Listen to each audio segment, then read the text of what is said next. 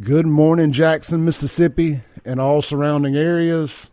You have tuned in to the free-range human show of choice. Your daily dose of reality radio starts now. This is the Clay Edwards Show. I am, of course, Clay Edwards. And we've got a great show for you guys this morning. I'm really excited about this. When I first started this, one of the names I wrote down that I wanted to interview, if not for my first interview, maybe my second or third. It took a year and a half for it to finally come together and happen, but I've got my friend, my pastor, and just an all-around great man from Hickory Ridge Baptist Church, Pastor Terry Fant, sitting across from me this morning in the studio here at WYAB. Terry, how are you? Man, I'm doing well this morning, Clay. Thanks for asking, man. How are those? Can you hear now? Yeah. Headphones working good? We're good. Perfect. Well, look, man, so quick history lesson here for folks that don't know. Terry and I went to Byram together. I want to say 9th grade. In 10th grade, however much longer I was there. And we became friends pretty instantly, man. We were out on the weekends having a good time, doing what kids do, fighting, raising Cain, drinking, all that fun stuff. And then as life would go a little further, we both ended up working in bars and all that fun stuff. And Terry got some sense knocked into him a little earlier than I did and got out of that life and whatnot, and I'll let him tell his story, but it took me about 15 years longer to find my way.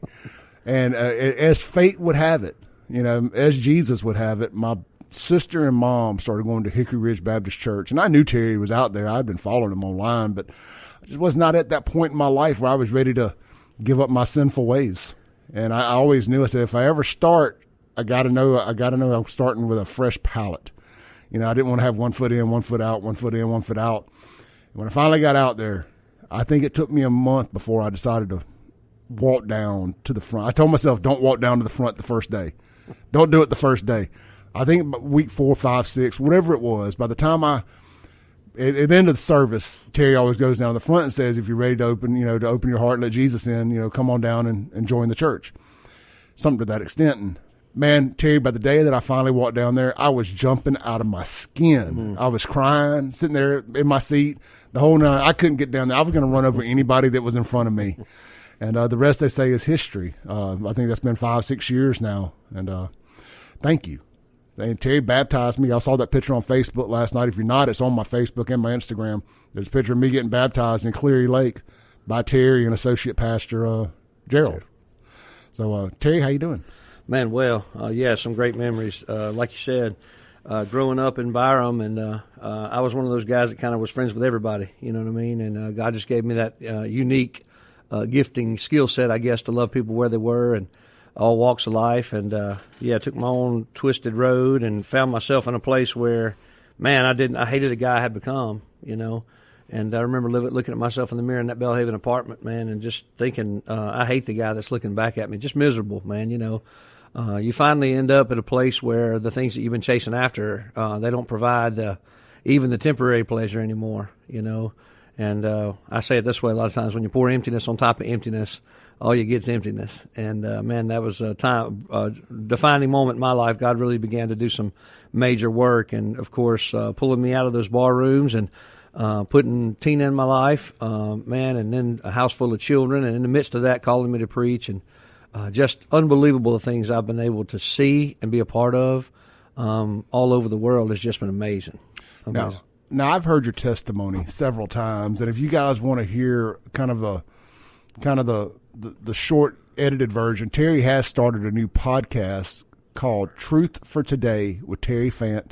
You can find it on Terry's Facebook page, Truth for Today with Terry Fant Facebook page, and it's also on Podbean. And which other ones did it get pushed over to? Spotify, I think, and I can't remember all the others far. We're still waiting on a few. Yeah, we're working on getting it distributed to everywhere, but there's a lot of little things like with the size of the picture, little crazy things that will keep you held up. So we're working on that. But yeah, look, I've shared it, but you can go to podbean.com and just search Terry Fant and listen to it. It's called Legend in My Own Mind. It's the first one, and it's a short testimony. And Terry, you talk about that story of the Belhaven apartment, and I believe it was the day after Z-Fest downtown, and I don't know if I've ever told you this, but I remember seeing you at that Z-Fest. Really? Yep. You just remember little bits and pieces and things. And I remember seeing you at Z-Fest there and just, saying, hey, I mean, I think it's probably been the first time I've seen you in a while. And man, I wish I'd woke up that next morning and had that same thing. Again, it took me another 15 years. I just had different dreams. I always wanted to own a bar, and I finally got that, and I lived that life, that rock and roll life, rock star lifestyle for way too long. Mm-hmm. But with all that said, I met a lot of people, and I'm able to talk to those people now. And it took me longer to get here. And one of the things I wrote down to talk about was trust God's timing, and not yours.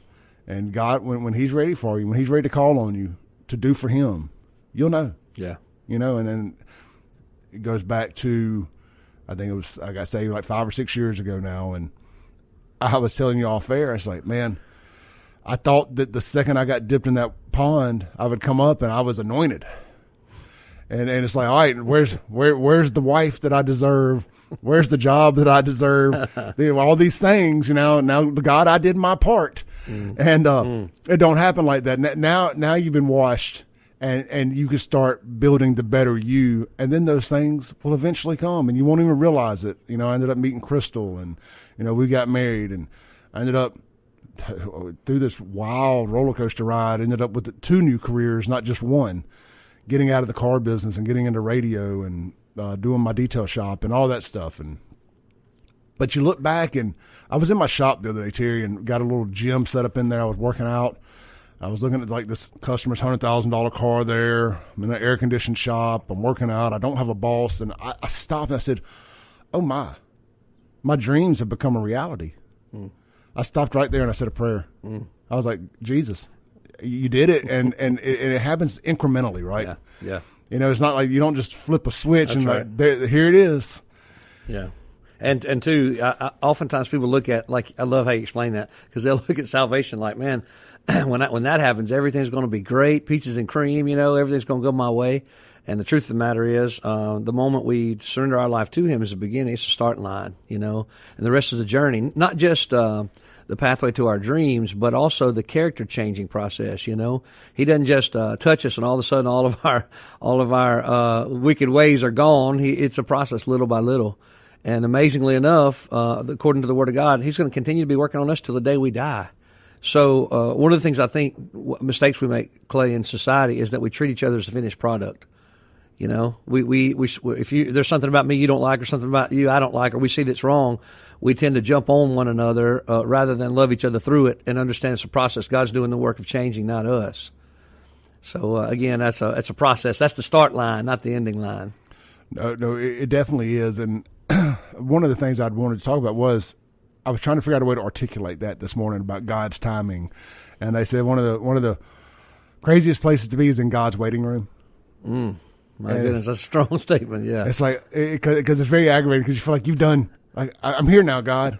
Make the magic happen, And we are the microwave generation, right? Well, it is. Yeah, we are. And right I now, think one of the things I wrote down here is, and maybe I've already said this, but I want to make sure I do while we're on this topic, is trust God's timing. You may be praying for something today and think that God's supposed to answer that prayer, but His plan for you may be so much bigger than what you have in mind for yourself. Yeah. And you may not be ready for Him to execute His plan. That's right. And He's still moving all the pieces and putting things into place. And the hard part for us is we can only see, we are stuck. I say we're stuck. Now what I mean is, I'm stuck right here in this moment. I can't go 1 second back. I can't go 1 second forward.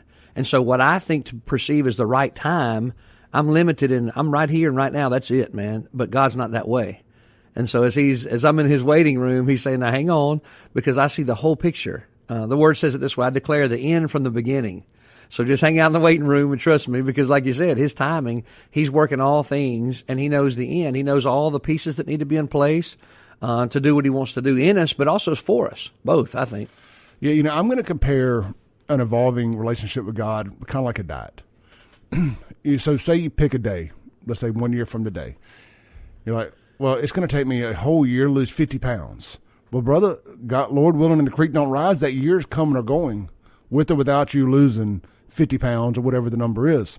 Your relationship with God is no different. You're either going to have one in a year from now, or you're not. Start now. You're going to be 1 year closer to redemption and getting put on that path you want to get on. And again, look, I'm not a guy that can quote scripture. I just can't. I should read more, and I should study the Bible more.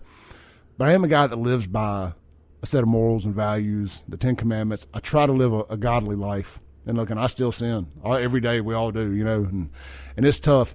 And Terry, when people say that no sin, or when God says no sin is worse or better than another sin,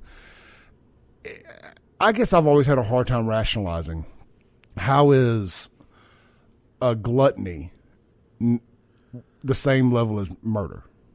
How is that looked at? Yeah, so oftentimes I think we misspeak when we say it exactly that way.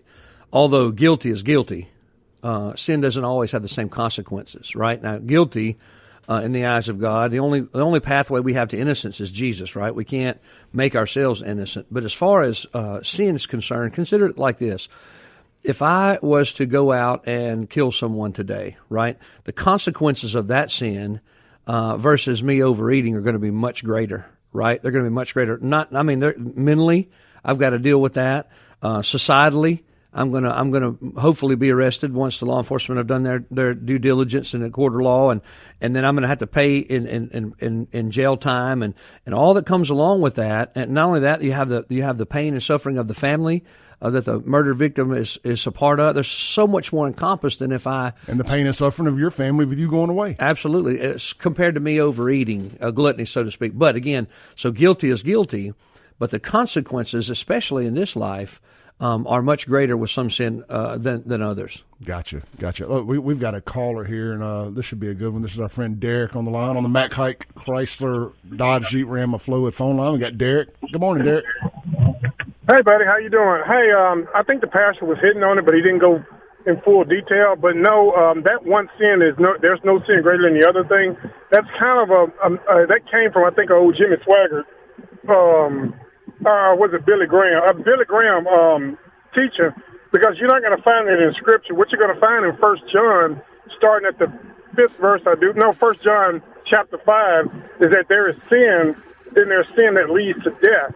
Even, and when you go back, and when you see that Scripture, go back to Deuteronomy and find out which sins led to death, and you'll understand what it's talking about. So, no, the whole thing about one sin is greater than others is kind of false, because you have sin. If you see your brother sin, and I'm just paraphrasing 1 John chapter 5, if you see a brother that's committing sin that doesn't lead to death, you go to him and you talk to him about it, and tell him to repent and, and be forgiven. But then it says that there is sin that leads to death. I say you not pray for it. And I don't want to say it on the air because I don't want to get you flagged, buddy. But it tells you what sins lead to death. Then that totally debunks the alphabet crowd that claim to be religious. Yep. So, I don't want to get you flagged, my friend. But yeah, that, because I know you're streaming live too, but no. So when you hear the alphabet crowd talking about, well, I'm saved too, and I'm a sinner, since when in the Scriptures was a sinner a saint was just a sinner?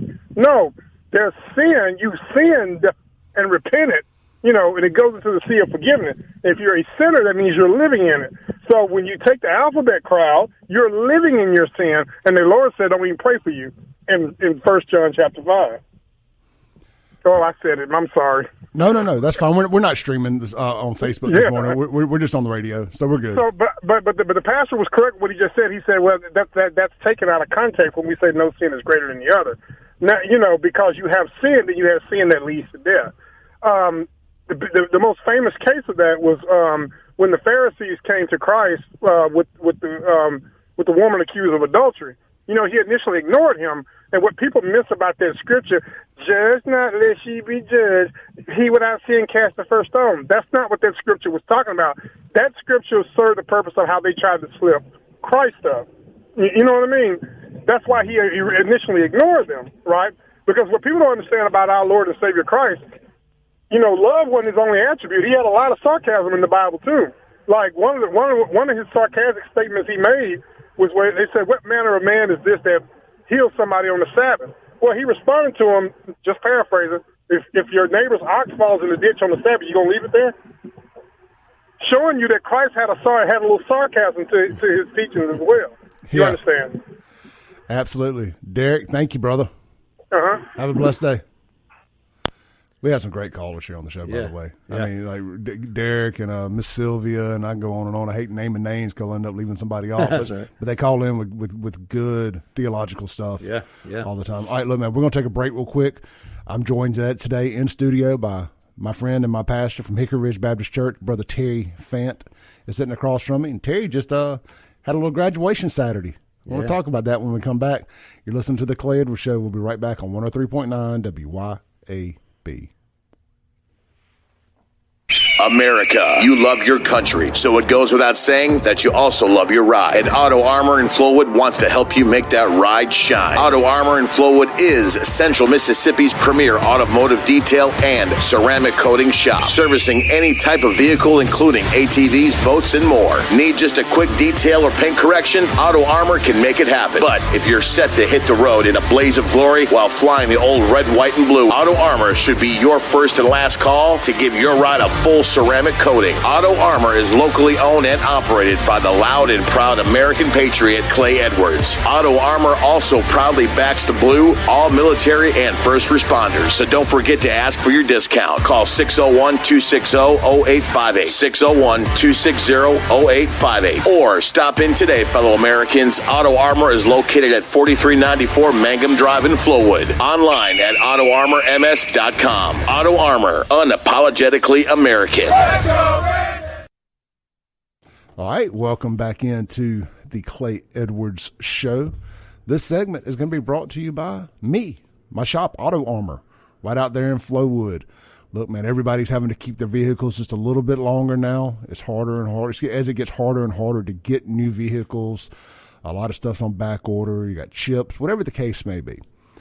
Used cars have gotten more expensive. It just is what it is. The cost of living's going up and the wages are going down. So let me help fix your car's paint. We'll make it shiny. We'll make it look new again. It's going to add value to your vehicle. So when you do trade it in or sell it, you're starting with a fresh palette, man. We can make that old paint job that's had 10, 12 Mississippi summers beaten down on it. We can bring it back to life and make it look brand new. Even if you don't go with this ceramic coating, which I do highly recommend, if you're going to keep your vehicle, you say maybe you're thinking another 4 or 5 years, you're going to hold on to it, add the ceramic coating with the weather and the heat and all that stuff that we have down here in Mississippi. It is not going to hurt it none, I promise you. And again, we do everything from automobiles to boats to motorcycles to ATVs. Man, if you got an ATV and you're off-road a lot, getting it muddy, let us put a ceramic coating on that thing. And it will make cleaning it a ton easier, and it's going to protect the fairings and the plastics and all that stuff on it. If you have any questions about detailing or ceramic coating, give me a call, 601-260-0858, or check out my website, AutoArmorMS.com. I have a Facebook page, but I no longer have access to it after they purged me off of Facebook. They kept my pages but deleted my personal page, so I can't access the Auto Armor Facebook page, unfortunately. But look, you can send me a message and we will get you rolling. Work by appointment only, so get on the schedule and let's get your paint rolling, get your car shiny. We're going to do Terry's wife's here soon. All right, speaking of Terry, I got Terry Fant in the studio with me this morning, and so we're just kind of bumbling through a few topics here, and great call from Derek. If you guys want to call in, the Mac Hike of Flowood phone line is 601-879-0002. The text line is 769-241-1944. One more time for the text line, because I know there's a lot of people that are shy and don't like talking on this, calling into the radio show. 769-241-1944. All right, Terry. We were talking off air a little bit. It feels like, it don't feel like, America's in this culture war. It's left versus right. Both sides thinks it's good versus evil, and they're the good. How do we get out of this, man? I'm guilty of it. Like I feel like, and I don't use the word lightly. I feel like I hate the other side because I feel like they hate me. Well, I'm at the point of Jesus flipping over tables and stuff. Is there ever I know your answer to this. I don't know why I'm asking, but is there ever a point where it's okay to fight back and to feel that kind of hatred towards thy neighbor? So I would say to fight back, certainly, in the ways in which would honor the Lord, and whether you're right, whether you're left. What I mean by that is, it's okay for me, and no matter the issue, right, left, male, female, what have you, it's okay for us to disagree on an issue. The important thing is that we who are followers of Christ to honor and respect the person, maybe not the ideology or the thought pattern, but to value the person. So to answer the question about is it ever okay to hate them, no. You may hate or dislike the ideology, the teaching, what have you, but the person, every person, is made in the image of God. So the hard part is asking the Lord to help you separate a person's way of thinking, ideology, what have you, and being able to love the person who's made in the image of God. It's not an easy thing, man. It's not. But yes, God can do it. And fighting back as far as speaking truth, facts, and I just sort of sit back and listen a lot. I don't get heavily involved in politics. I try and preach the word and let each individual formulate based on what they hear and see, and even that oftentimes is smoke and mirrors, no matter what it is you're looking at, it seems to be. And so I say the main thing is that you love people, value people, love them, respect them, but you don't have to agree. You don't have to agree on everything. But for me, following Jesus, I have to disagree with you in an agreeable way and still honor you and value you as a person. Agree to disagree? Yep. It's tough. It is. Very hard. And there's a lot of hate in the world, and I promised my pastor I wasn't going to drag him into political stuff. So y'all, if you feel like I'm avoiding current events, I am intentionally. But I do want to bring this up. There was several mass shootings over the weekend. One of them at a church. One of them that was appears to be a race hate thing at a grocery store. I mean, it's pretty obvious. It doesn't appear to be. It was. And now you're going to have the other side that's mad at us, and then you have a guy that goes to a church out in California, kills one or two parishioners, and shoots 7 or 8 others, and the parishioners hog tie him up, and this is in a retirement community too, by the way. So these are older folks. Don't mess with the older folks at church, y'all. And again, bouncing around a little bit here. So safety at churches. I mean, that should be the one place. I talk on my show a lot about, there just feels like there should be some core things that both sides can say, yeah, we're on the same page on this. Not grooming our kids in schools, a 9-month post-birth abortion, stuff of that nature. Mm-hmm. Like, we should all be able to agree, like, that's pushing it too far. Where's the middle at here? And attacking people in churches and grocery stores, attacking soft targets, I guess is the technical term for it. Can we just agree that that's wrong? I mean, most normal people, I would say 99.99999% of people agree that nobody co-signs on that kind of stuff. Those are crazy people. And that whatever their cause is, and I'm going to long-winded here to get to my point, but Hickory Ridge Baptist Church, for example, without telling people how the sausage is made, how safe are your parishioners at Hickory Ridge Baptist Church? I think I don't know that I could necessarily quantify that in a level, but I would say that as safe as a person could be. And like you said, it's a sad thing that we would ever even have to talk about a church security ministry team, but we do, and those are in place, and we have cameras covering every angle, and we've got a team that watches cameras constantly, and we've got a team that's strategically positioned constantly, and so you hate for that to have to be a thing, but it is a thing. One of the things you touched on there that I thought was very important too is you said neither side, left or right or what have you, signs off on those kind of hatred crimes. Man, nobody sponsors. Well, let me say I'm sure there's some nuts on kind of both ends that maybe do, but such a small percentage. And I think it's important for us to keep separate an individual's act instead of lumping them into a group of people. You know what I mean? And start to hate that group of people because of what one person did here. No, absolutely. No matter where it is, no matter the circumstances, because it seems like what we do in today is that we see whatever the scenario may be, we let that fuel more hatred in us for another group of people somewhere, and it shouldn't be that way. We should hate the situation. We should hate the hurt that it causes in the families and the situations, because that thing's not over. You know, the moment of trauma is in the grocery store or in the church, but then you have all the pain and everything that's associated with that from years to come. But going back to the main question, man, as safe as we can possibly be, it's a hard thing because there's the reality is that there's demonic oppression. You know, people don't like to talk about those things, but it's just like angels in Scripture, demons are real, and so there's that. Then there's the component of mental illness. Let's rewind just a bit. Okay. Demonic oppression. Yeah, explain that. So the Word teaches us that there's the enemy, Satan himself, is like a roaring lion that walks about seeking whom he may devour or destroy. So he's on a mission. And, of course, his intent, big picture, is he wants to turn everybody against everybody because, you know, no kingdom divided against itself can stand. And I don't just mean the United States. I mean humanity. And so if we're turned all against ourselves, it doesn't matter where you plant us, we can't stand. Jesus said it. We've seen it played out, right, throughout the history of man. So as that thing unfolds, it's hard to see how the enemy will turn and twist things and make us. So what we have to do here's the result. The result or the answer. The answer is to draw near to Christ and have us change little by little, and we are able to love people where they are, and we don't just let the hatred fuel continue to turn us against each other. You know, I'm guessing it's been over the last 5 or 6 years. When did the church get together and say, guys, we got to get a security team together here?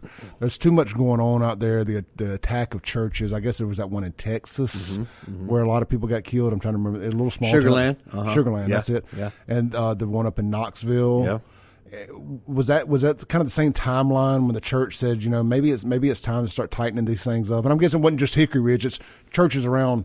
Church security really became a thing. Absolutely. Over the last 5-6 years. You know, you had the 5 or 6 years. First couple, you're thinking, okay, it's an isolated event. It won't happen here. And then it was large areas. It was all different demographics. And so people really began to pay attention and say, okay, it could happen here. And so they had to be really important and strategic about getting a team together. Ours kind of went incrementally. We had a team 8-10 years ago. But it was kind of a loose, if you will, you know, just kind of some people on alert. But in today's time, that's not enough. And so we actually had an incident happen. Nothing was alarming, but could have been. And so I said, hey, we really have to get serious about implementing some strategies and some training. And we've got some men and women who serve in that capacity so well. And it is their ministry. You know, they're helping protect people. Like you said, there ought to be a place where you can come in and feel like you're safe, and know that there are people watching, and there are all kind of things, guidelines put in place that you can come in and relax with your family, you know. And hey, look, man, I've rolled up. Believe it or not, I'm not always on time. I rolled up a few minutes late one day, and I pulled up into the parking place, and somebody came on around the corner to check out to see who was there, you know, who's pulling in late once everybody's there, and little stuff like that. And it made me feel very comforting. Yeah, you know, I'm not worried because I know when you go to church in Rankin County. I mean, look, people are prepared. We'll just say that, But I was in church, you know, where I sit up there, first 2 or 3 rows, same place about every time. I have moved over to the front and center every now and then too, just because nobody else sits on the front row. I was like, I like the whole row to myself. I'll take this. But all joking aside, I was in church and got the notification today, the Sugarland stuff. You were on the pulpit when the Sugarland thing broke, and I remember seeing it on my phone. I was like, man, this is bad, you know. But we were in church. We talk about kind of getting caught up in a moment. There's like those people are doing the same thing that I'm doing right now, and lost their lives. Oh man, you know, it's strong, man. It is. All right, look, man, we're gonna take a break real quick. You're listening to the Clay Edwards Show. I'm joined with Pastor Terry Fant from Hickory Ridge Baptist Church. If you guys got any questions, you want to talk to Terry, you want to talk to me, let's try to keep it on topic today. But you can reach us on the Mac Hike of Flowwood, Chrysler, Dodge, Jeep, Ram phone line at 601-879-0002. And we'll be right back after this break on 103.9 WYAB. Studio by Pastor Terry Fant with Hickory Ridge Baptist Church. And this segment is going to be brought to you by Lakeland Glass and Tint, where quality matters, right over there on Lakeland Drive and at their new campus on Flowwood Drive. Check them out online, lakelandglassandtint.com, for all of your home, car, and business window tinting needs, windshield replacement needs, and they are now doing vehicle wraps. Maybe you just want to change the color of your vehicle, but you don't want to get it painted, get it wrapped. Maybe you've got a business, you need to turn your vehicle into a rolling billboard. Let them design you one up and get it wrapped. Give them a call today, 601-946-1000. Terry, we have got one of my favorite callers on hold here. This is Miss Sylvia on the Mack Hike Chrysler Dodge Jeep Ram of Flowwood phone line. Miss Sylvia. Hello. Hey, you're on there. Hey, Clay, this is Adam. Hey, man. Sorry, I had the wrong caller ID there. Hey, man, there's somebody else. Since you got have y'all, either one of y'all, ever heard of a guy named Michael Francis? Was that the guy that was in the Mafia? You ever listen to his testimony? I've heard bits and pieces. There's a couple of YouTubers. I've been following this guy for a couple of years. You talking about a good testimony.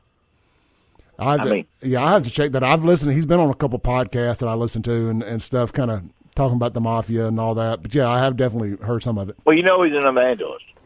He's a what? He's an evangelist. I did not know that. Yes, sir. Has been for many years. If you get a chance, you can get on YouTube, Michael Francis testimony. You need to get that guy on your show, though. Oh, that'd be a good one. Present company, but anyway, I just want, if y'all ever want to just hear a great testimony, y'all need to listen to that guy. I'll check it out, man. Anytime somebody recommends something, I try to do it. Thanks. Bye. And I've been answering these phones for over a year now and thought I remembered people's caller IDs, but you look at like the first 3 digits and like, oh yeah, I know who that is. And it's like, oh, somebody else may actually have that same prefix. So, look, during the break, one of the things we were talking about, and I think this is so prevalent for people, especially people who may be intimidated in getting started and going to a church because maybe you think everybody's going to judge you. A lot like the fear of going to the gym for a lot of people. It's like I feel like people are going to be staring at me, or I'm too overweight to go to the gym, or I've sinned too much to go to church. Whatever you may be telling yourself, it ain't true. Let me start there. And maybe at some churches, but I can only speak for Hickory because that's where I go. But I remember being a kid, Terry, and going to church, and it felt like a chore as a kid. It was like, oh, we got to go to church. But I remember I went to Alta Baptist growing up, and you would look around the room. It's like, look at all these perfect Christians. I'll never be perfect. And then I had this aha moment one day in church a couple of years ago, and I was looking around the room, and I remembered that thought in my head about perfect Christians. And I was like, look at all these perfectly broken people here just trying to get through the week, trying to hit the refresh button, trying to find some light at the end of a dark tunnel. And and something you've always said is be the church. We are the church. The building is just a building. There's nothing special about a building. But to be the church, and I'll just never forget, we were doing what's the women's Christmas event called? Christmas at the Ridge. We were doing that because the men cater it and wait the tables for all the women. And I caught a picture of all of us in the hallway, and I took it and I sent it to Terry. I said, this is being the church. Working together as one to serve and getting out in the community and other things. I mean, it's whatever. But, man, that really hit home. Do you have anything on that? Yeah, being the church, absolutely. Going back to the first intro that you led into that, talking about coming into the church full of perfect people. I'm not exactly sure where that formulated or if it was in our minds or what, but I had the exact same situation, man, growing up. I'd come in and feel like, you remember the Sugar-Free Orbit commercials where the people, their outfits were perfect. They were nice ironed and their teeth sparkled, and it seemed to me like everybody in the room was that except me. I felt like Pigpen off Charlie Brown, that dust cloud of sin around me, But then you get involved a little bit and you figure out that, really what you said, when Jesus said the church was a hospital for the sick, you really began to understand that because, like you said, beautifully broken. Not any of us perfect. Paul talked about the fact in his own life, the Apostle Paul, he said, I'm not writing to you as somebody who has achieved perfection. I've not already apprehended all these things that I'm teaching and preaching. But it's a process, we're a work in progress. And so it's a hard thing though to transition in your heart and mind from that. And truthfully from the pulpit, you hope to preach and teach a message from the word that promotes a people out there sitting in the seats, pews, what have you, that are not a group who came for show. I'm certain there's always a percentage of that, but hopefully the messages and the interaction, helps people to see that, man, every one of us have things going on. And, just recently I had a lady tell me, I came in, I felt like so-and-so wouldn't even look at me. You know, I know they didn't know what was going on in my life, but they wouldn't even look at me. And I felt so bad. And I said, and I called their name and I said, listen, what you don't understand is this week that person had this and this. I didn't tell them specifics, but I said they had this, and this going on. And they're looking down at the carpet because their hearts are broken. They're in a mess. They're dealing with some stuff, you know. And so the enemy's twisted in your mind to think that that it's you, and he's putting more condemnation on you. But the truth of the matter is, they've come today wanting a drink at the well, you know, to receive from other believers who understand the struggle and encouragement from the Word, and uniting our hearts in praise. And so, man, yeah, we need to help promote a people, the church, who are beautifully broken, who are in the process of becoming more like Christ, and to love people right where they are, and not let the enemy heap more condemnation on us as we go the journey.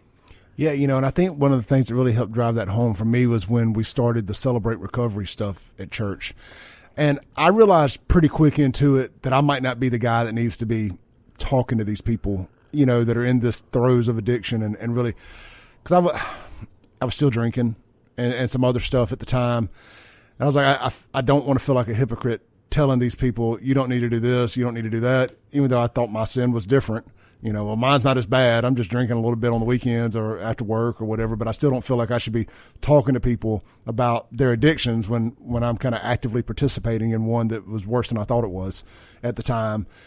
But it was just, it was heavy. And now, of course, I feel like, man, I want to jump back in because I feel like I can carry that I can control that room, that conversation now, if that's the way to say it. You know, maybe command a little more respect, you know, now. But you saw that, and you saw these people that are actively coming for help. And look, I can be really crass and blunt and rude sometimes, and I'll say stuff without thinking it all the way through. But by the end of the conversation, I'm like, all right, let me go back and clean that up. And that's how I feel like I've gotten with this and doing the Celebrate Recovery and all these other things, and going to church more and everything, and just trying to live a godly life, which is a challenge. And I try not to judge people individually that are I will judge a whole group, you know, like crackheads, you know, is one of my terrible, look at those crackheads. But like I try not to pull up on anybody and judge them individually. And it's tough, man. It's tough to see people out there that have decided to pick drugs over their family and this, that, and the other. And it's hard to talk to somebody in the throes of addiction that are being very selfish. And it's just tough. But those people, that could have easily been me. Mine never got that bad. But those people are all children of Jesus. And as hard as it is to accept them, and it's tough. I mean, it's something I battle on here a lot, and I get chewed out a lot about it, you know, because I'm pretty blunt about it. But it's hard, man. It really is. I need to be prayed for that. I pray for God to take that out of me a lot. Yeah, yeah. You know, I have a lot of that within my own family, and for me, the Lord has helped soften my heart this way. He helps me to see the one decision they made. You know, it could, like you said a minute ago, it could have been me, could have been you. And they're all different kind of ways, you know, the things that are just as strong and destructive. But I try and say, you know, somebody's baby right there. You know, we took a couple. We were walking at North Campus last week and trying to get a little of this weight off, and there's a couple and they're asleep in their car, and we end up scooping them up and spending some time with them, taking them down to a recovery center on the coast. And they've been there now for 2 weeks. They're doing really, really well. She was 19, he was 21. And all I could think about as we came by, you know, she's standing on the sidewalk just weeping, and I'm thinking, that could be my daughter right there. And all right, look, hey, I hate to cut you off there. We got to take our last break of the hour here. You're listening to the Clay Edwards Show, joined by Pastor Terry Fant with Hickory Ridge Baptist Church. We'll be right back to land the plane for the hour, but we got a whole other hour, man. We're just getting started here on the Clay Edwards Show. You're listening to us live on 103.9 WYAB. All right, welcome back into the Clay Edwards Show for the last segment of the first hour here. This segment is going to be brought to you by Watkins Construction and Roofing.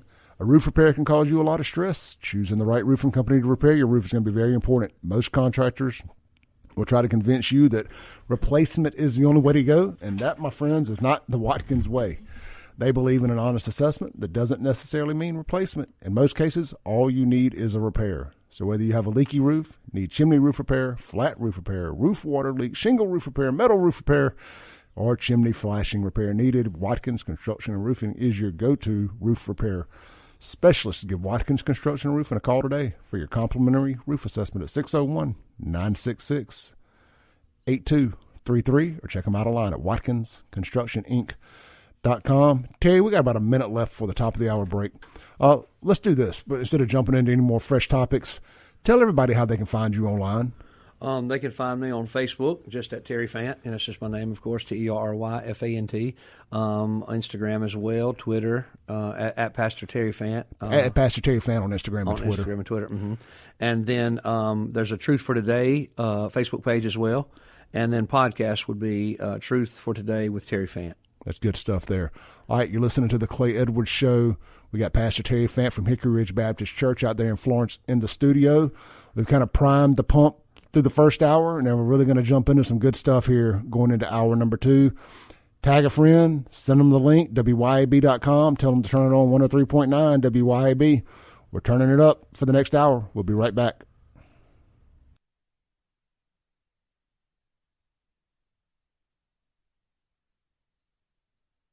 All right, welcome back into the Clay Edwards Show.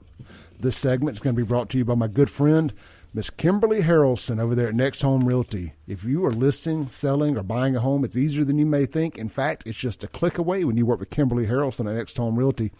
If you're looking to make a move to or from the Jackson area, then Kimberly Harrelson is the agent you'll want. She knows how to negotiate the best price, buying or selling. Kimberly Harrelson will help you make the right decision with your home. Check out Kimberly's listings. They're online. Spell it with me. KIMBERLEE salesms.com. That's Kimberly salesms.com. All right, man. I am joined in studio by my friend, my pastor, my brother from another mother, Mr. Terry Fant from Hickory Ridge Baptist Church. And we've been having some good conversations this morning. I want to remind y'all the phone lines are open, man. If you got any comments, and I think we're going to get some comments from this next conversation here.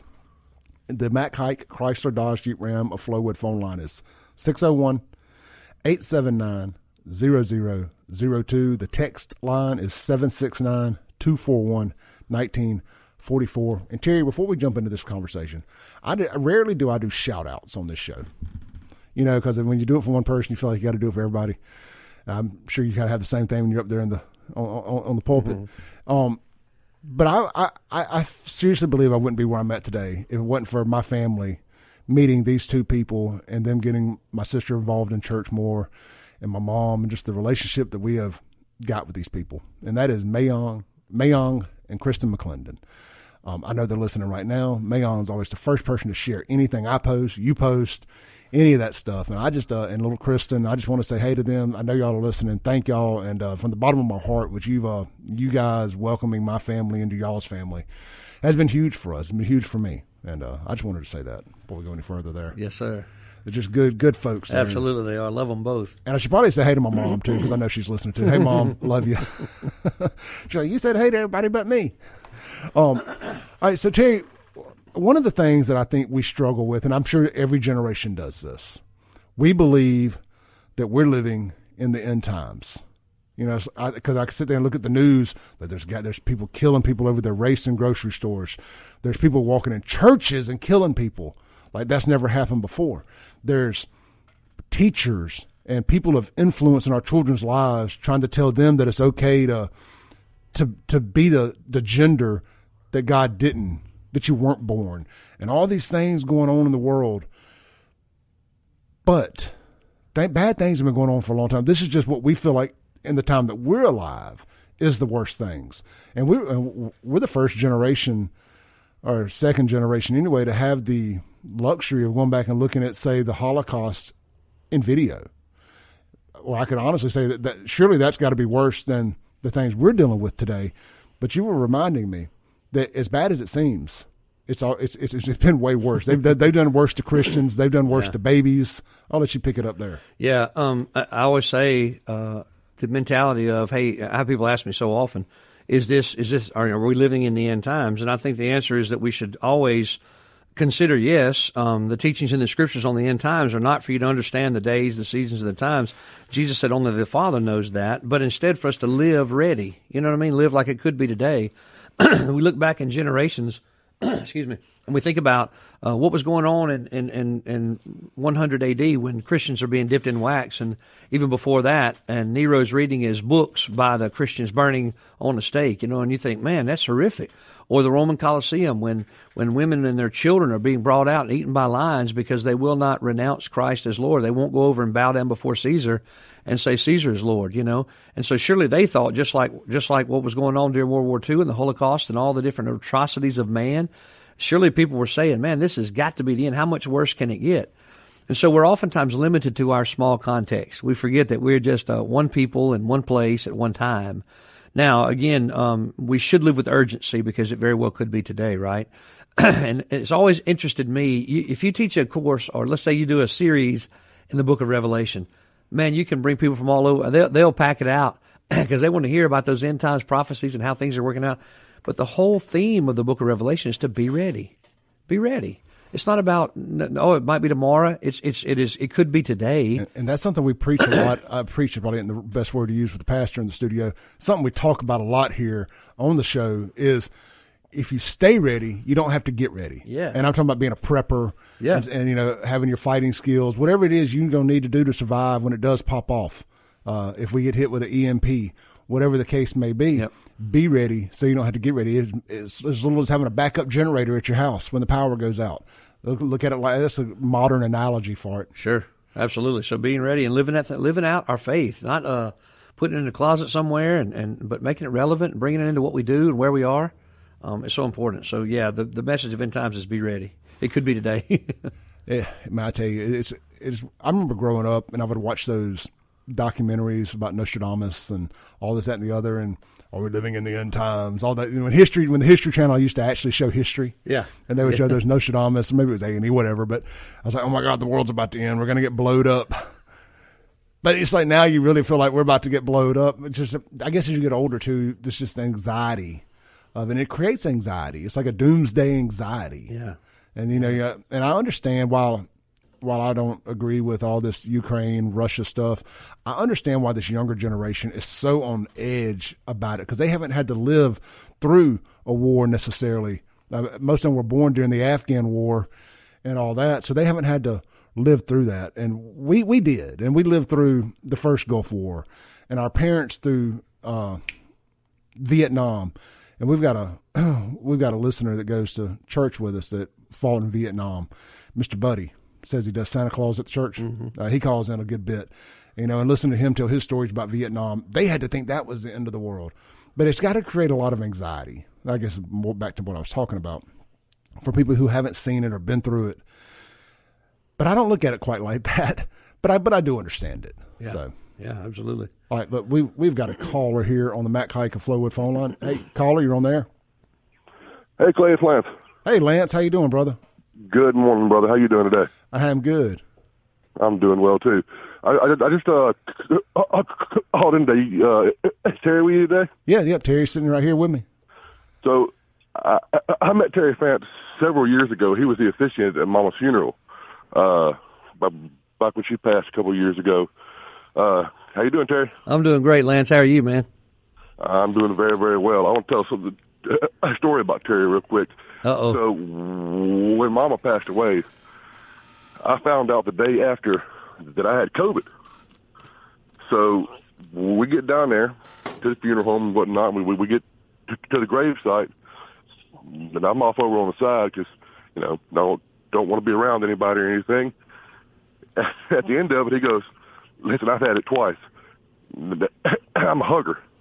So he grabbed a hold of me and hugged me real tight, and I thoroughly appreciated that. Well, that's the kind of man he is, brother. I mean, look, Terry's walked through the fire. He's gonna when somebody's in need. Terry's gonna be there. He knows, man. I've been to a couple funerals that he's led, and my daughter's aunt was one of them, and that's got to be tough doing funerals, Terry. Yeah, I remember that moment, Lance. I remember seeing you stand there, and I thought, man, how difficult it must be not to be. You're trying to think of them by not being up close to them. I said, man, I'm about to hug this guy. But yeah, and I tell you what, man, after having my mom passed about a month ago, and I've always said it's different over the years doing lots of funerals and things. It's different.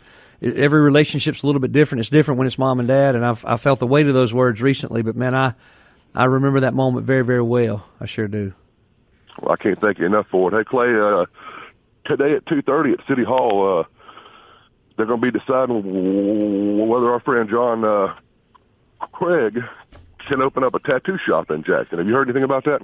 Yeah, man. I don't know. I don't have any inside scoop or nothing, but yeah, I've been very vocal about the audacity of this city to want to try to keep a man, a good man, a guy that the city should be proud and lucky to consider themselves lucky that he wants to open a business in Jackson. They're going to try to keep a tattoo shop out of Jackson when they can't keep bums from attacking people's cars for money at that very intersection, when those gas stations are dens of sin, selling drug paraphernalia, drugs, prostitution, mixtapes, and everything else, but they're worried about a tattoo shop. They're fixing to tear down Twin Peaks and build another gas station right there. That's what the area needs, another gas station for that kind of behavior. Yeah, I'm wound up about it. Speaking on his behalf, so. Yeah, I am wound up. You're speaking on his behalf? I will be, yeah. Thank you, brother. That it takes men like you standing up. Well, I've had several dealings with City Hall over the years, so they all know me, so I'm going to try to stand up for them best I can. Well, look, man, keep fighting the fight, and, I'm always here if I can ever do anything to help you out. All right, brother. I'll holler at you later. Y'all have a good day. All right, Lance. Take care, brother. All right. Bye-bye.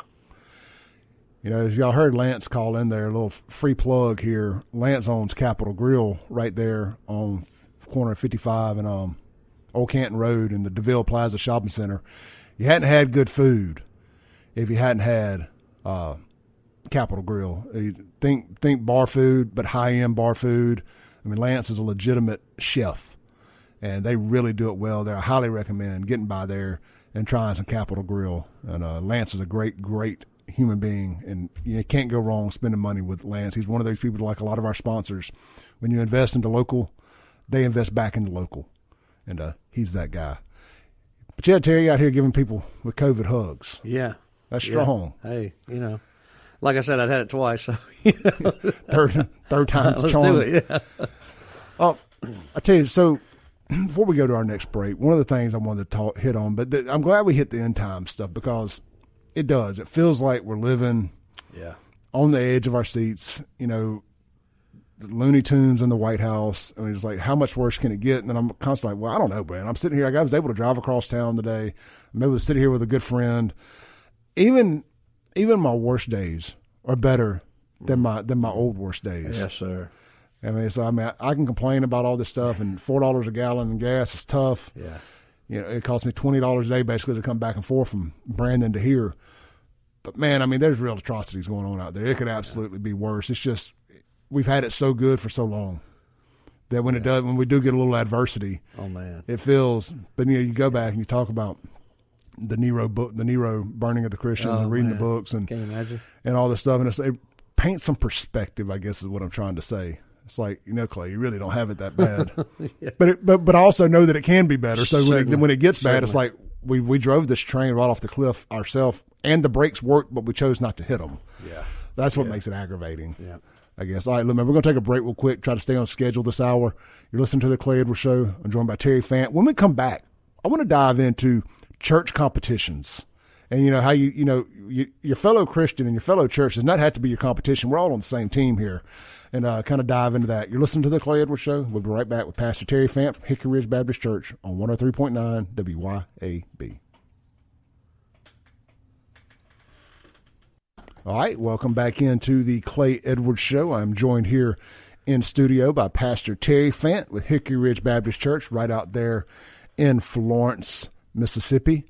And in our last segment, we were talking about the anxiety of end times and feeling like you're living in the end times. And Terry, let's bookend that.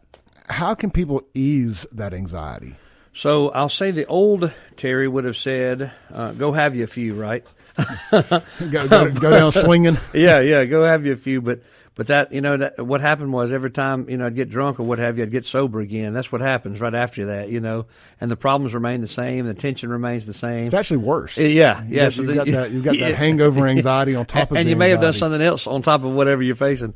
But the way to ease that tension is, and I really hope people will listen in here, it's not about a rigid list of do's and don'ts. It's not a legalistic system of do this and don't do that. Instead, it's a real relationship with the Lord. It's meeting with Him in the morning times and spending a little time in His Word. You don't have to exegete Leviticus.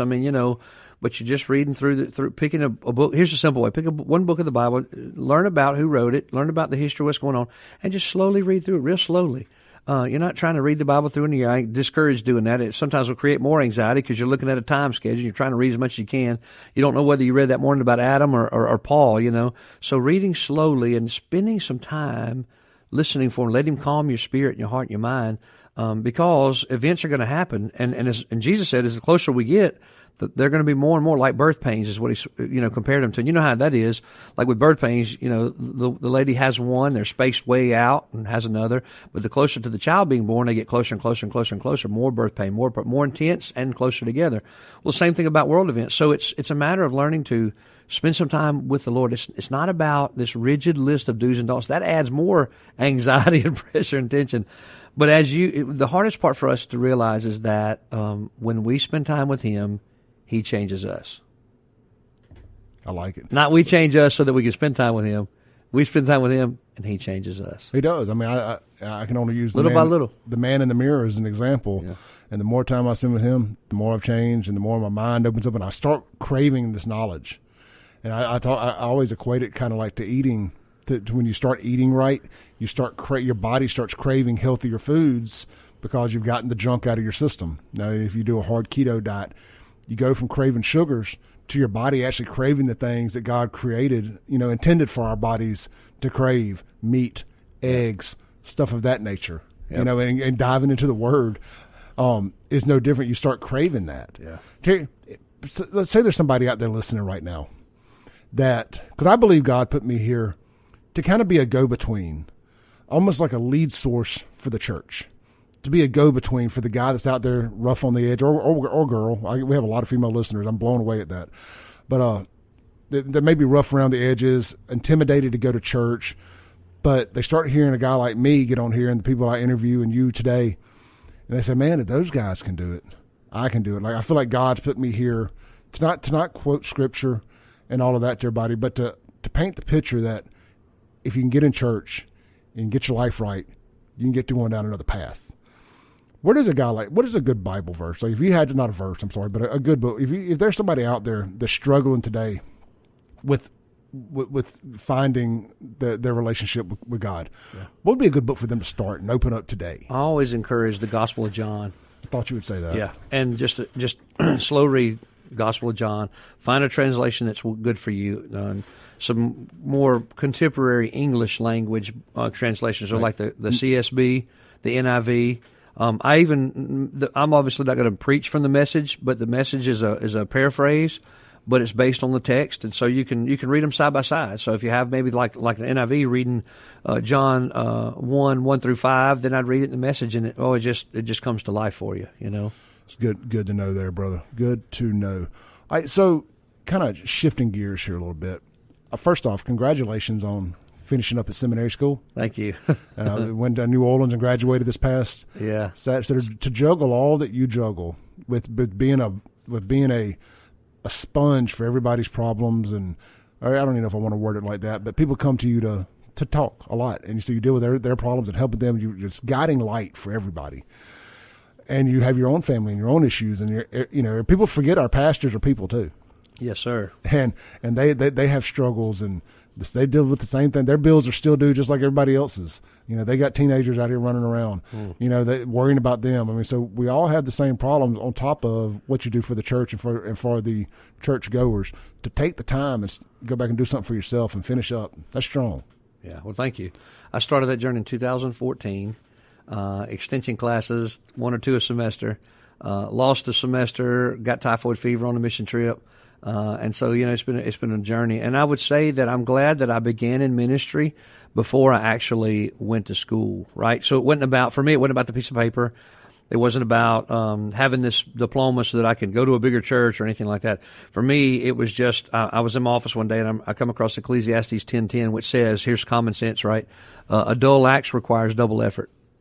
Huh. And so I just want to sharpen the axe, and as I began to pray that, would you believe that day I had somebody call me an hour later, who I won't say his name, but he called an hour later and he said, hey, I was spending a little time with the Lord this morning and I'm supposed to pay for your school. And he said, I don't know where you're at or how much you've done. And this was at the same time now.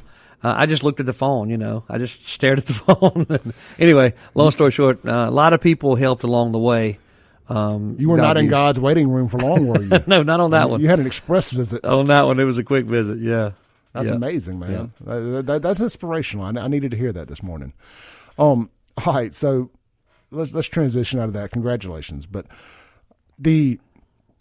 a lot of times you hear around here is like these churches being in competition with each other. And I told you a story about when I first started going to Hickory Ridge. I saw some guy that was mad on Facebook about something, referred to everybody over at Hickory Ridge as a bunch of fake Christians. And you're right, well, what is a fake Christian? And you tell me about these battles within churches. And that seems so silly to me that churches battle.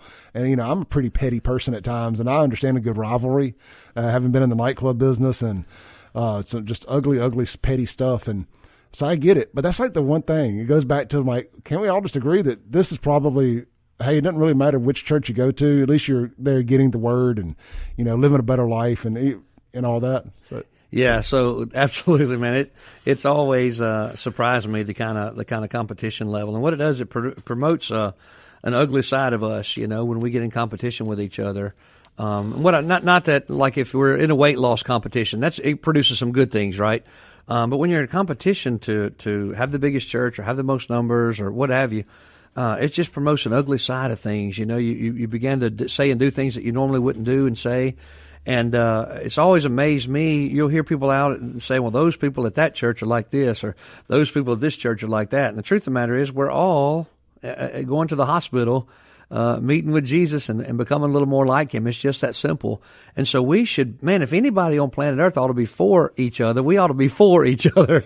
And let me tell you the level of what I mean by that. So in John 17, what I call the Lord's Prayer, the Lord's Prayer for me is not our Father who art in heaven, hallowed be thy name. That's the model prayer that Jesus taught, pray in this manner. But the Lord's Prayer is John 17, the whole chapter. And in that prayer, he prays for us, believers of in the future. He said, I pray for those who later on will hear this word and be saved. And he prays for us. He prays that we would be united as one. Like he and the Father are one, we'd be together, right, on the same team. Yeah. And he said, matter of fact, he said, so that here's the reality of it, so that the world would know that that the Father had sent the Son, that Jesus came to die and save sinners, right, like me. So in other words, you could flip that coin over and say, if the world sees two believers at odds that can't get along, mean-spirited, or in competition with other gatherings, talking negative about other churches and doing those sort of things, then the world has a legitimate standing to say that Jesus did not come to die for the sins of the world. You see what he's saying there? Absolutely. So, man, we have to be careful about that. We ought to be for each other. And I say, man, if First Baptist does well, praise God. That means the kingdom is advancing and people are being, like you said, find somewhere that you fit in and that teaches the word. It's very important that you find somewhere that teaches the word. And I say that's your key indicator. Be able to connect with the guy that's sharing, the one that's preaching the word. Be able to connect and understand it. And from there, let the rest flow, Yeah, one of the things like one of my hosts up here, Jameson Haygood, talks about a lot is kind of this postmodern preaching and the kind of what's going on in some of these churches, almost pushing the boundaries too far to try to be relevant and cool and modern and all these things. And one of the things I've loved about Hickory Ridge, and again, I can only speak on that because that's where I've been, is I grew up going to a little church. My great-grandfather had a little church in Pisgah, Mississippi. It was right in front of the house. I mean, it was just right at snake handling. I mean, it was talking in tongues. It was hellfire and brimstone is how I just basically refer to it as. And what I love about Hickory Ridge, when I first started going, y'all had these nice, almost nightclubish like lights on the stage and this, that, and the other. And I saw it as, I don't know what happened, but at one point it came in and all that had gotten taken out. It was like, we're getting back to the basics. We're taking some of the bells and whistles are going away. We're going to get back to the word. And what I love about the way you preach is it reminds me of old school hellfire and brimstone. I'm not going to sugarcoat it. you can go to hell. Yeah. If you live this life, that there it ain't always going to be the golden gates. And I love that. And to get back to a church that does that, and that church might not be for everybody. And it goes back to what you're saying about find a church that works for you. If you need, if that postmodern, hippish, trendish, if your pastor needs to wear Jordans for you to listen to what he's saying, then by all means go there. That ain't for Clay, but I get it. Yeah. Yeah, and going back to the hellfire and brimstone, there's the idea that a lot of folks had that hellfire and brimstone is somebody just standing up there shouting the whole time, and it's not that. It's truth. Yes, I like what you said because you clarified when you said there's no need to sugarcoat it because I didn't write it and it stood the test of time. It's so much larger than my little small context, right? But that I just simply need, if I love you, I'll tell you the truth. If you're standing on the edge of a cliff and you're about to jump off, I can't love you. I can't say I love you if I walk by and ignore it. Right? But if I say, Clay, you need to back away from that edge, man, because what's on the other side of that's a bad thing, So in the teaching that God's allowed me to do, I try and I said, Lord, help me to put it out there in a way that somebody as simple as me can understand it. And I know if it's simple as I can understand it, then they'll be able to understand it. But at the same time, don't let me compromise the truth because I didn't write it. The truth doesn't need human experience to prop it up. It's existed before you and I ever began, and so it doesn't matter how hip or new age somebody might think they are, or their lifestyle might be. This word has stood the test of time. Every attack that's ever been brought against it in cultures and nations around the world. So, yes, for me, I just need to preach it where it is, and really, I don't have anything else to say. I get up there and fumble around if I don't stay right true to the text. Now, I like what you said about somebody's lived experience. That's become a big trendy thing now. It's like you need to understand my lived experience. I'm like, well. What about the word? Let that be your lived experience, and we can all be on the same page. All right, let's take a break real quick. When we come back, we'll have another segment or two with Pastor Terry Fant here. You're listening to the Clay Edwards Show. We'll be right back on 103.9 WYAB.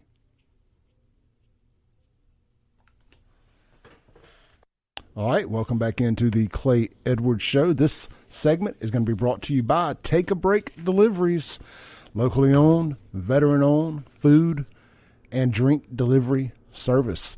Take a Break Deliveries is, let me see here. Let me start over. Take a Break Deliveries is a local veteran-owned restaurant delivery business serving customers at their door and on their schedule. Whether they deliver to your home or place of business, deliveries are designed to be affordable and on time. Look, you guys know I talk about Take a Break Deliveries here all the time.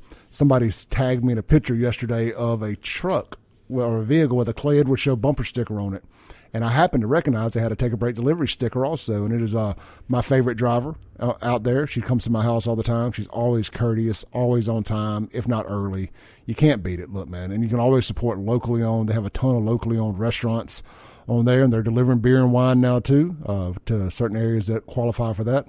So check them out, takeabreakdeliveries.com, or download the app at Take a Break Deliveries on your favorite or your Apple iTunes or Google Play Store.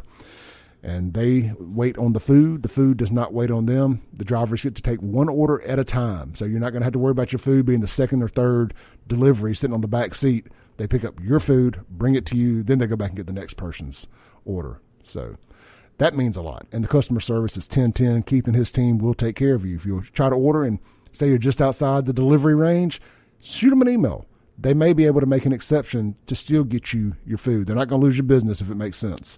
That's takeabreakdeliveries.com, or download the app from your app store at Take a Break Deliveries. All right. Oh, and use the discount code CLAY601 for your first order and save $4 off your delivery fee. That lets them know you heard it here. Terry, we've covered a lot of topics today.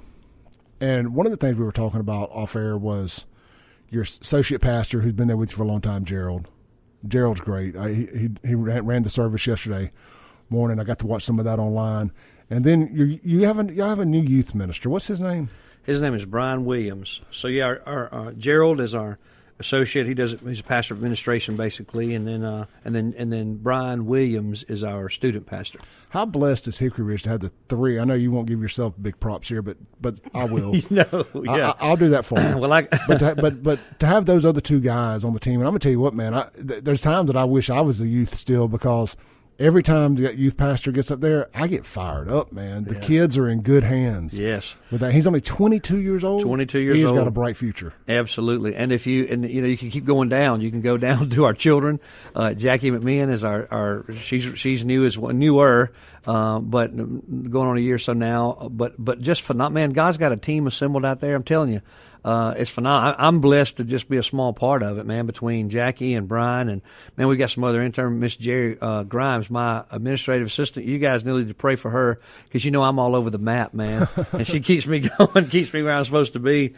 And, man, we've got an awesome team. I don't want to leave anybody out, but we have an awesome team, man. Let me say this. I'd be remiss if I didn't mention the praise team. Yeah. And that's a fancy word for band. Oh, yeah. Yeah. And Ryan, man, he probably is the newest member. Ryan and Carissa are the newest member of our teams, And phenomenal, man. Just loves the Lord, and it's not about a show or production, but praise comes from the heart, and it's just awesome, man. Look, I was telling Terry, I discovered Crowder through listening to the praise team perform "All My Hope Is in Jesus." I said, rarely do I pull my phone out during church; it'll just vibrate away in my pocket. I try not to look at it. And I heard him singing the song "All My Hope Is in Jesus." I said, "What in the heck is this?" I love it, and I had to download it right then and there on the spot. So, man, that's another thing I love.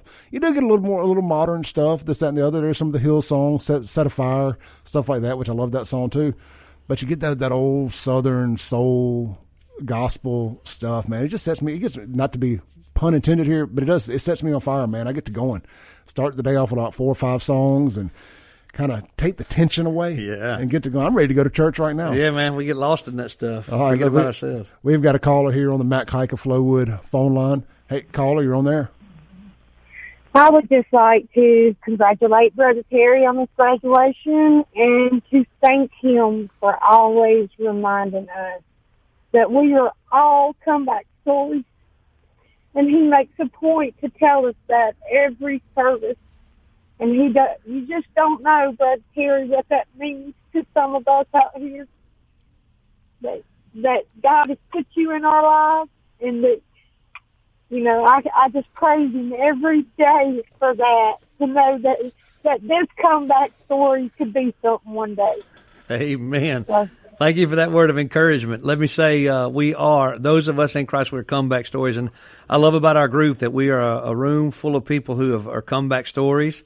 Some of us a little further down the road, some of us just beginning the journey. And God always brings some folk in that hadn't began the journey yet. And we're excited about them too.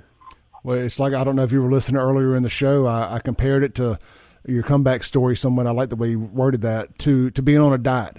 Look a year down the road and set a goal. It's like, am I still going to be living in sin, or am I still going to be 100 pounds heavier than I need to be? Lord willing, the creek don't rise. That year's coming, whether you change yourself or not. Imagine if you start changing yourself today and you get a year down the road, how much further into your comeback story you're going to be. So it's never too late to start, and we're never finished. So.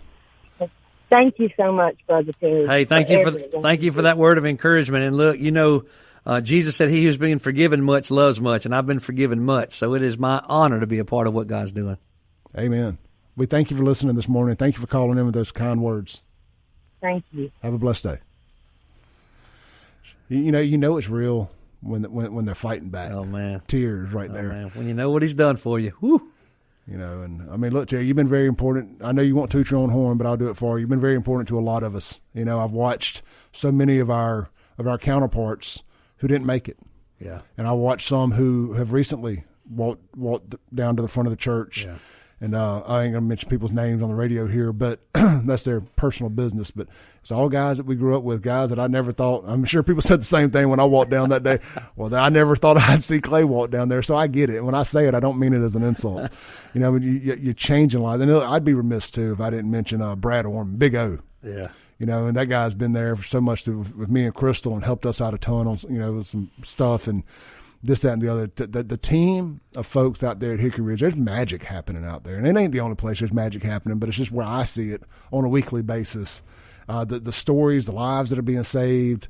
I know that you said the Celebrate Recovery folks are kind of taking a break right now. Yeah. They were just kind of reaching that point of burnout, but you get the the prison ministries is getting started back. Yeah, they're finally letting us back in. So first and third Friday nights, we're able to go in, ladies going to the ladies' facility and men going to the men's, and men just get to go in and encourage, and we can go in groups. And then also we have an option this now in Rankin County to be able to go in a group of three, right? 3 guys go in the guys and three ladies go in the ladies.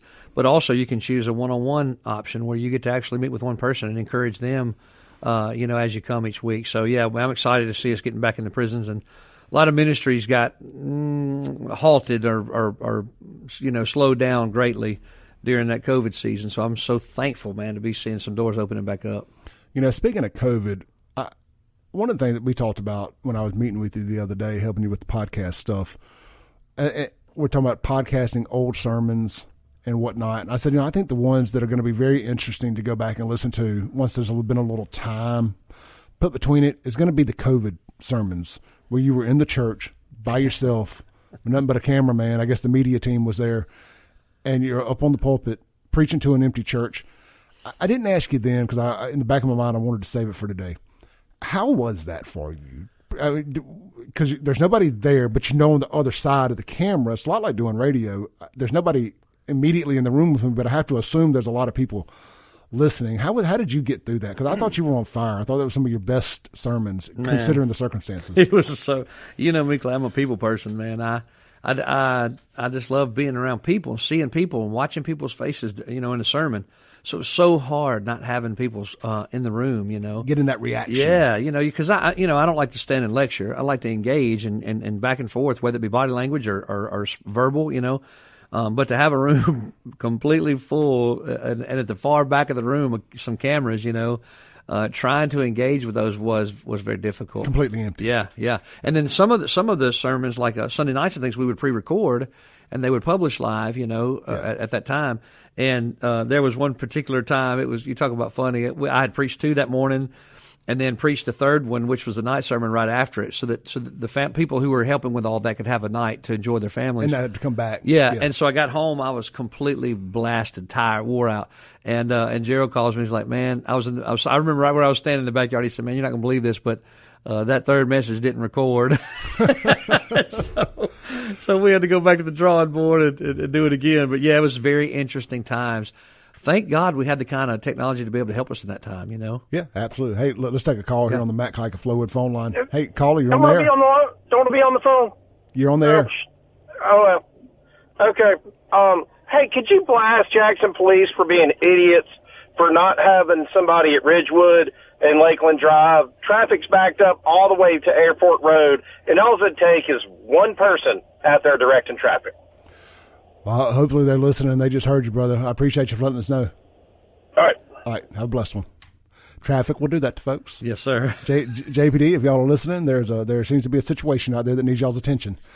But look, Terry, to the point of the COVID sessions, I just want to thank you because I think you helped a lot of people, because a lot of churches didn't do it.